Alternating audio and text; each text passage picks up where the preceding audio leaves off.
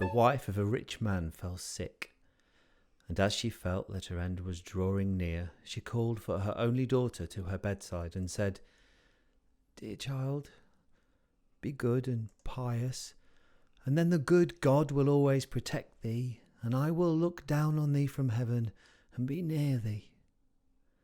Thereupon she closed her eyes and departed.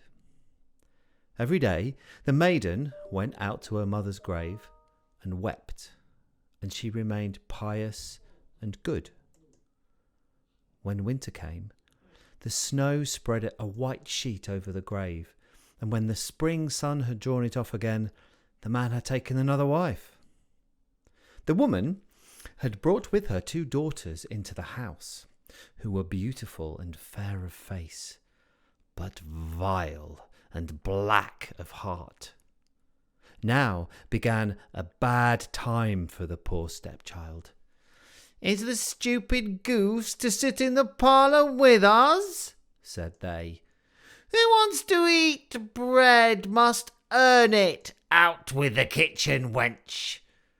They took her pretty clothes away from her, put an old grey bedgown on her, and gave her wooden shoes. "Just look at the proud princess, how decked out she is." They cried and laughed and led her into the kitchen, and there she had to do hard work from morning till night. Get up before daybreak, carry water, light fires, cook and wash. Besides this, the sisters did her every imaginable injury. They mocked her and emptied her peas and lentils into the ashes, so that she was forced to sit and pick them out again. In the evening, when she had worked till she was weary, she had no bed to go to, but had to sleep by the fireside in the ashes. And as on that account she always looked dusty and dirty, and they called her Cinderella. It happened that her father was once going to the fair, and he asked his 2 stepdaughters what he should bring back for them. "Beautiful dresses," said one. "Pearls and jewels," said the second. "And thou, Cinderella," he said, "what wilt thou have?"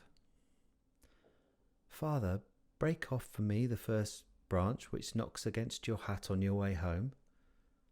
So he brought beautiful dresses, pearls and jewels for his 2 stepdaughters, and on his way home, as he was riding through a green thicket, a hazel twig brushed against him and knocked off his hat.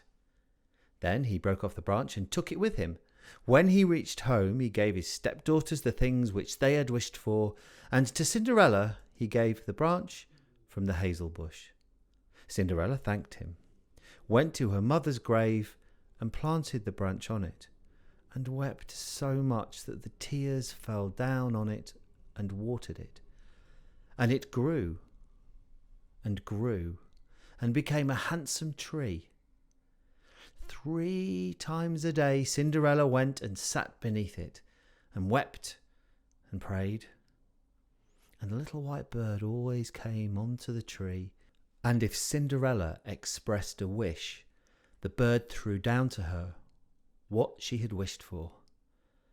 It happened, however, that the king appointed a festival which was to last 3 days, and to which all the beautiful young girls in the country were invited, in order that his son might choose himself a bride.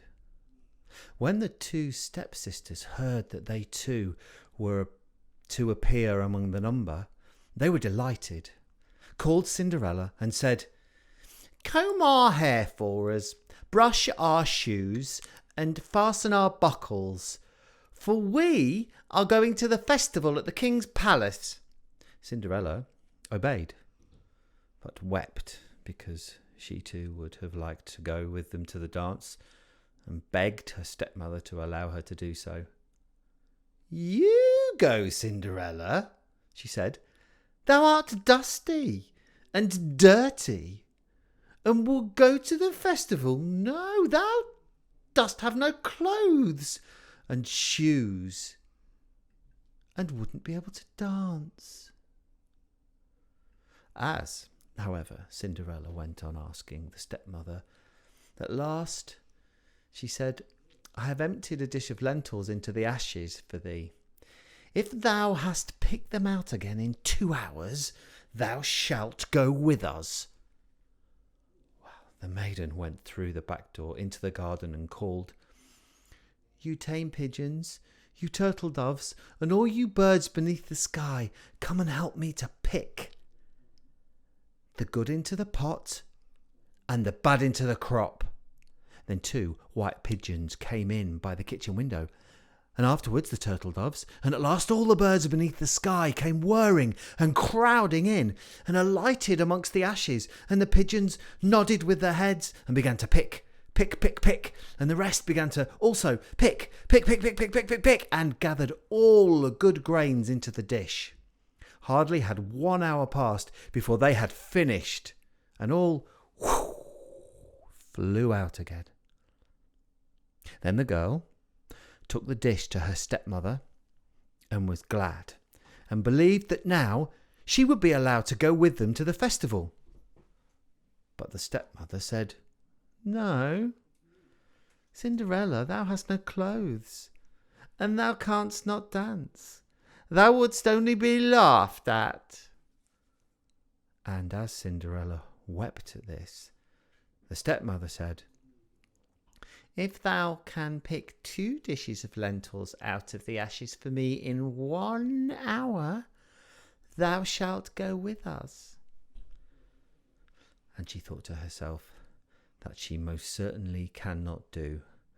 When the stepmother had emptied the 2 dishes of lentils amongst the ashes, the maiden went through the back door into the garden and cried, You tame pigeons, you turtle doves, and all you birds under heaven, come and help me to pick the good into the pot, the bad into the crop. Then 2 white pigeons came in by the kitchen window, and afterwards the turtle doves, and at length all the birds beneath the sky came whirring and crowding in, and alighted amongst the ashes. And the doves nodded with their heads and began to pick, pick, pick, and the others began also pick, pick, pick, pick, and gathered all the good seeds into the dishes, and before half an hour was over, they had already finished and flew out again. Then the maiden carried the dishes to the stepmother, and was delighted, and believed that she might now go with them to the festival.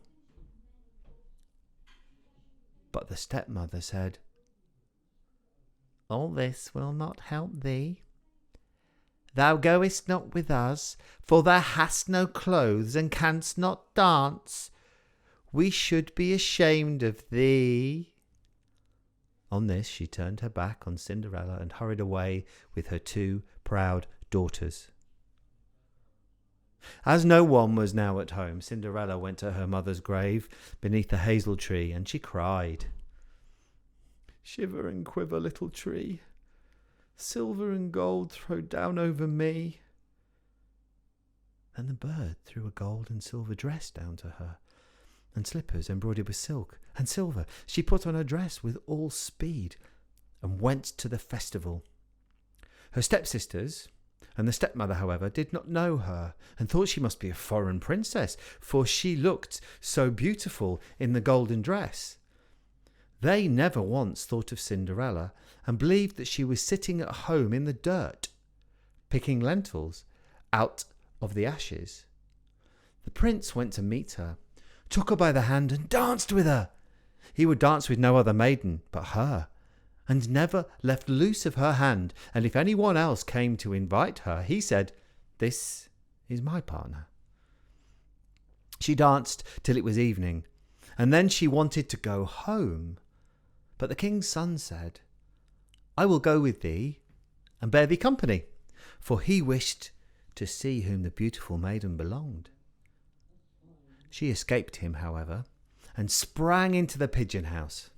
The king's son waited until her father came, and then he told him that the strange maiden had leapt into the pigeon house. The old man thought, Can it be Cinderella? And they had to bring him an axe and a pickaxe that he might hew the pigeon house to pieces, but no one was inside, And when they got home, Cinderella lay in the dirty clothes among the ashes, and a dim little oil lamp was burning on the mantelpiece. For Cinderella had jumped quickly down from the back of the pigeon house and had run to the little hazel tree, and there she had taken off her beautiful clothes and laid them on the grave, and the bird had taken them away again. And then she had placed herself in the kitchen amongst the ashes in her grey gown. Next day, when the festival began afresh and her parents and the stepsisters had gone once more, Cinderella went to the hazel tree and said, "Shiver and quiver, my little tree, silver and gold throw down over me." Then the bird threw down a much more beautiful dress than on the preceding day, and when Cinderella appeared at the festival in this dress, everyone was astonished at her beauty. The king's son had waited until she came, and instantly took her by the hand and danced with her, no one but her. When others came and invited her, he said, "She is my partner." When evening came, she wished to leave, and the king's son followed her and wanted to see into which house she went. But she sprang away from him and into the garden behind the house. Therein stood a beautiful tall tree on which hung the most magnificent pears. She clambered so nimbly between the branches like a squirrel that the king's son did not know where she was gone. He waited until her father came and said to him, "The stranger maiden has escaped from me, and I believe she has climbed up the pear tree." The father thought, "Can it be Cinderella?" And he had an axe brought and he cut the tree down, but no one was on it. And when they got into the kitchen, Cinderella lay there amongst the ashes as usual, for she had jumped down on the other side of the tree, had taken the beautiful dress to the bird on the little hazel tree, and put on her grey gown. On the third day, when the parents and sisters had gone away, Cinderella went once more to her mother's grave and said to the little tree, "Shiver and quiver, my little tree, silver and gold throw down over me." And now the bird threw down to her a dress which was more splendid and magnificent than any she had yet had, and the slippers were golden. And when she went to the festival in the dress, no one knew how to speak for utter astonishment. The king's son danced with her only, and if anyone invited her to dance, he said, "She is my partner." When evening came, Cinderella wished to leave, and the king's son was anxious to go with her, but she escaped from him so quickly that he could not follow her. The king's son had, however, used a stratagem and had caused the whole staircase to be smeared with pitch. And there, when she ran down, had the maiden's left slipper remained sticking in the pitch. The king's son picked it up, and it was small. Oh, and it was dainty, and all golden. Next morning he went with it to the father and said to him, "No one shall be my wife but she whose foot this golden slipper fits." Then were the two sisters glad, for they had pretty feet. The eldest went with the shoe into her room and wanted to try it on, and her mother stood by, but she could not get her big toe into it, and the shoe was too small for her. Then her mother gave her a knife and said, "Cut the toe off.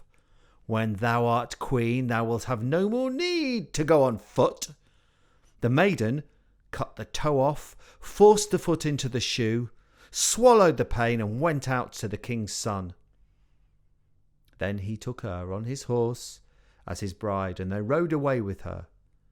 They were, however, obliged to pass the grave, and there on the hazel tree sat the two pigeons, and they cried, turn and peep, there's blood within the shoe. The shoe is too small for her, the true bride waits for you." Then the prince looked at her foot and saw how the blood was streaming from it. He turned his horse round and took the false bride home again, and said she was not the true one, and that the other sister was to put on the shoe.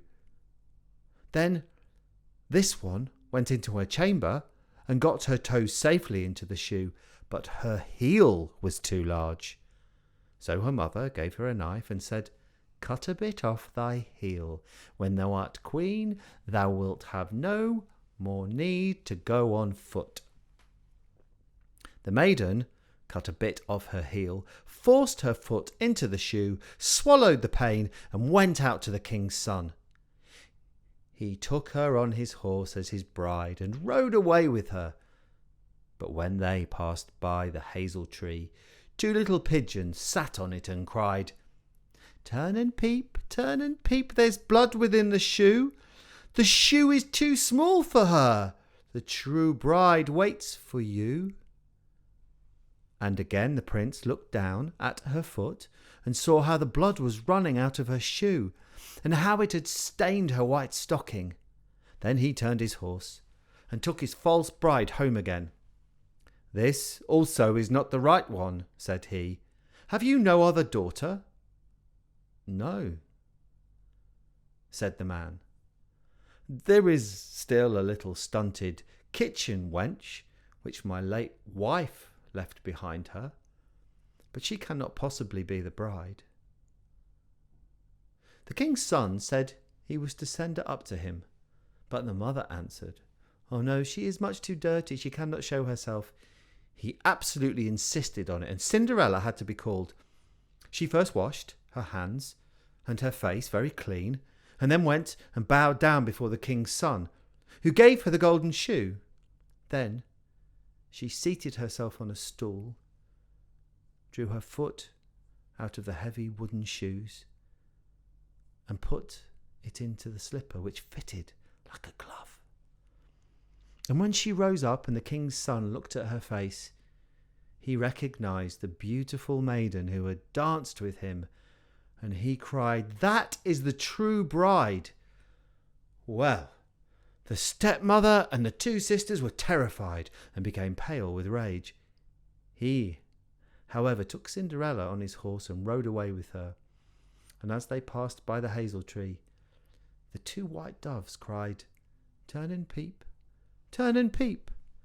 no blood is in the shoe. The shoe is not too small for her.